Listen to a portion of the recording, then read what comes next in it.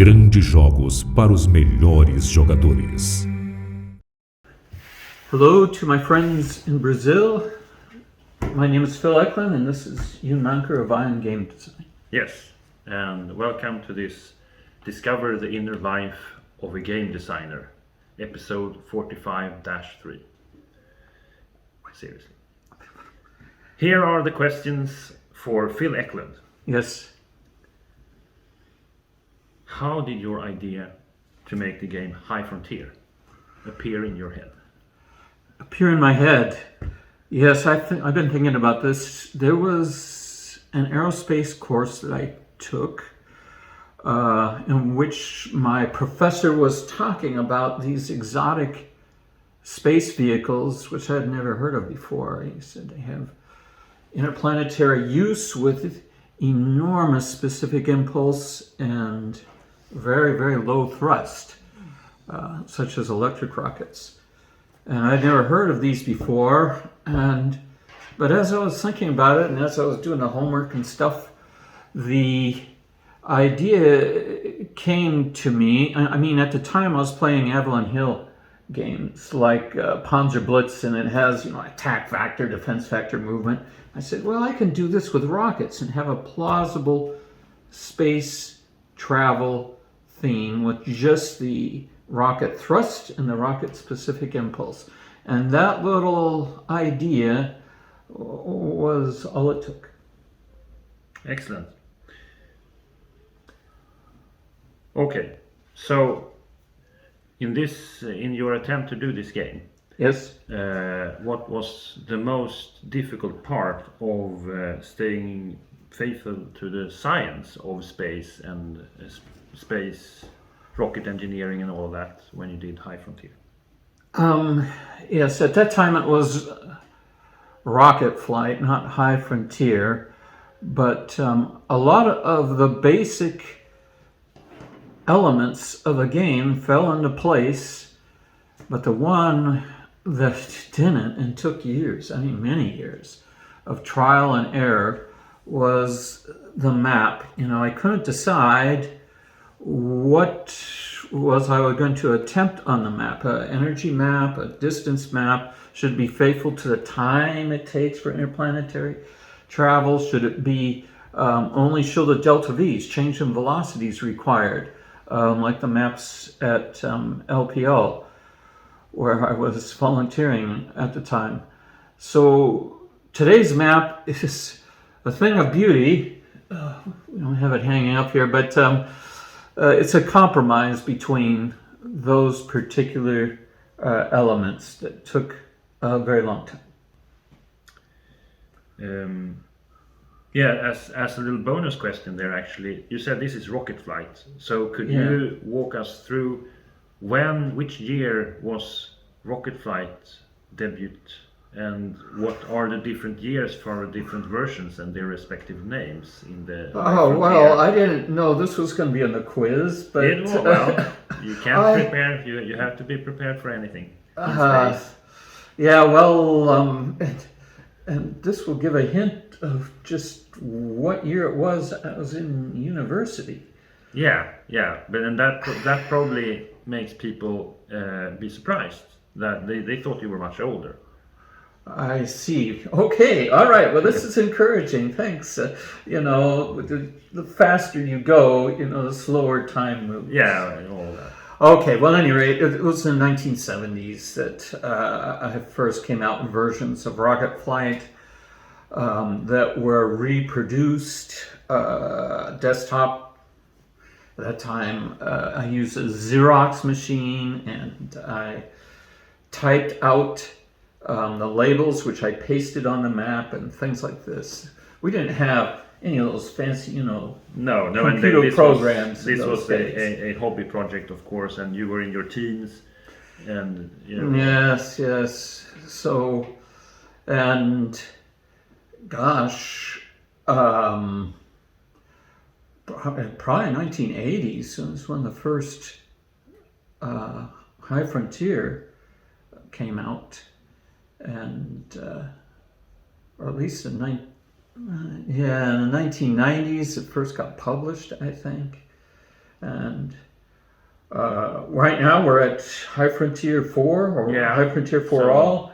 So we have, it's really a kind of decade thing. So 1973, I believe, was Rocket Flight first, discovered, saw the light. There was also a childhood game that your brother discovered the other year. Yes, that's which is true. Kind of an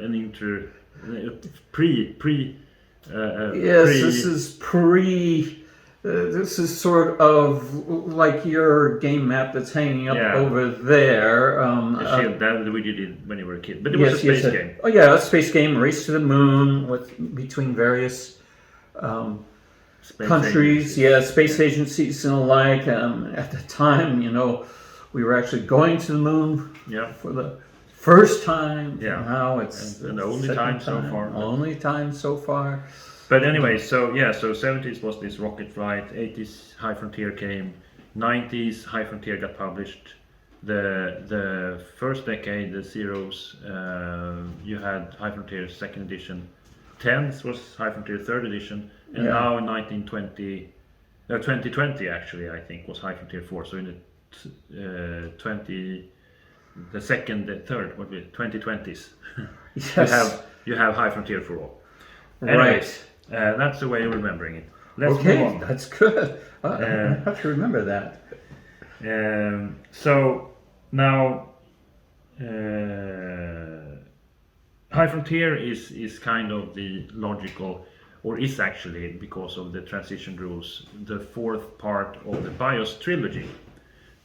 So you can play that as a fourth part. And Interstellar, which is done and waiting in the production queue, is the fifth part. Are there any plans for grand campaign? Yes. And plans for another step in this grand campaign? Maybe something before or after, before Genesis or after Interstellar? Oh well, I am working with Paolo Garicchi on. He's doing most of the groundwork right now because I'm deep in pirates at the moment. But for after landfall, after the problems of colonizing an alien world, after you've traveled between the stars. But would that maybe be a module for Interstellar, or do you think it would be a standalone? I think it would be a standalone game because it would be step 6 of this. It doesn't share very many. The problems of traveling a very long time in a very tiny, cramped spaceship are a bit different from terraforming an alien world with rival tribes. Then there is a sixth step at least. But no plans for anything before at this point. No, I mean certainly there's been ideas about somehow simulating the Big Bang. I kind of had that idea of something called BIOS Big Bang because I like alliteration. Yes. Alliteration. Alliteration. Yes. The beautiful Big Bang bicycling backwards, blowing bubbles. Yeah, but in this case, the beautiful BIOS Big Bang. Oh, BIOS! I forgot BIOS. But are there any modules for Interstellar in the plans? I know we have another one, Module 5, and potentially Module 6, at least. Yes. Justin is doing some thought works on it and so forth. Those are. But are there modules coming for Interstellar? First, I got to get Interstellar published first and see if it's a success, and if there is, there could be modules. I did want to talk about Module 4 though, which is a module for High Frontier that links the High Frontier saga to Interstellar, because in this module the players attempt to accumulate all the isofuel they'll need to build a starship and go to the stars. But what's exciting about Module 4 is that it has this idea, this concept of contracts in it. And normally in High Frontier language, you're competing with other space agencies bidding on ideas and patents and things. And for contracts, you're bidding, but not bidding in money, you're bidding in time. So all the players are trying to see who can do it in the least amount of time. And this is a very interesting wrinkle, and it really, you don't play High Frontier the same way again. You're always looking for opportunities to deliver these tourists to Titan or a trillionaire to Mercury or something. That's a really good point, and as I think also Justin pointed out when we talked, sometimes when we talk about this, it's really maybe his favorite addition to the High Frontier core game in all of the 4 modules, and you can for sure use. Oh yeah. If you want, you can use only the contracts from module 4 plus the base game, and that will enhance your experience. And it's a smart mechanic to have the time becoming the value or the currency of bidding. So now creating these series, the Bio series for biology, the PAX series for history, the High Frontier franchise for space, and also the Greenland and Neanderthal, the Dominata series. Dominata. For evolution, sort of, but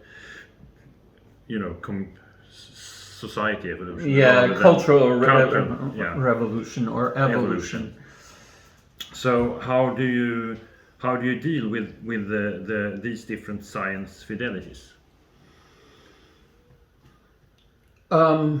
The big issue is trying to make it palatable, to make it easy to digest, is trying to come up with really basic concepts with hard definitions and being able to use those for consistently for a variety of phenomenon that you're trying to recreate in the game.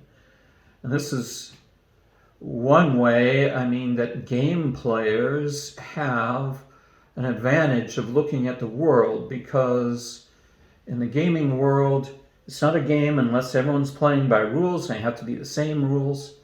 And so if you just make sure those rules have some correspondence to the rules of nature, then the players can feel like, they're part of the stream of life, the discovery of new things, and the world of science, really.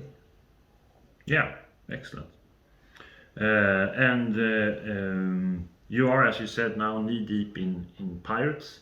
Yes, I'm working on Pax Hispanica. Pax Hispanica. Is there, by any chance, in the plans for the future, a PAX game with a Brazilian theme, such as PAX Brazil or PAX Sao Paulo, or maybe rather, since they are about historical events, it would be PAX something which is a theme picked from. So it's not PAX Porfiriana is really not PAX Mexico, it's PAX Porfiriana. So maybe there's some historical period in the history of Brazil, for example, which could become a PAX game. Yeah, well, there is. Brazil's got a really rich history, and in particular, the period, the century coming right after Pax Hispanica, which is 17th century, is, or maybe just the beginning of 19th century, a time Napoleon was rampaging through Europe, and Portugal had to flee the continent and take up residence in Brazil. So there was a regime in exile for many years in Brazil. And this was a really interesting time when there was a lot of revolts, a lot of turmoil, a lot of political unrest.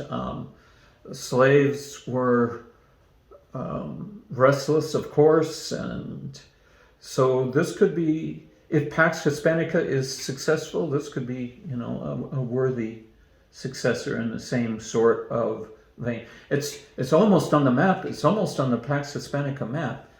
And I think no, maybe not, but maybe a tiny bit of the northern northeastern Yeah, and some part of the Brazil might be characters are some there. The characters, Jesuit reductions of Brazil, and some of the missionaries, and also Gangazumba, the Maroon King, who had his kingdom of escaped slaves mainly was comprised a significant portion of the coast of Brazil, and he's a fascinating character.